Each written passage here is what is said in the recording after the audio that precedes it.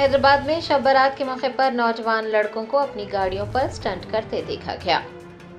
शब मिराज, शब बारात या फिर शब कद्र तमाम मौक़ों पर उलमाए किराम और समाजी कारकुनान नौजवानों से मोटरसाइकिल स्टंट ना करने की दरख्वास्तें करते रहते हैं। वालिदैन से भी बारहा ये गुजारिश की जा चुकी है कि वो अपने बच्चों को मोटरसाइकिलें ना दें, लेकिन ऐसा लगता है कि नौजवान लड़कों और वालिदैन पर उन दरख्वास्तों का कोई असर नहीं हो रहा है। कल रात भी नौजवानों को शहर के मसरूफ तरीन सड़कों पर गाड़ियां दौड़ाते और खतरनाक स्टंट करते देखा गया।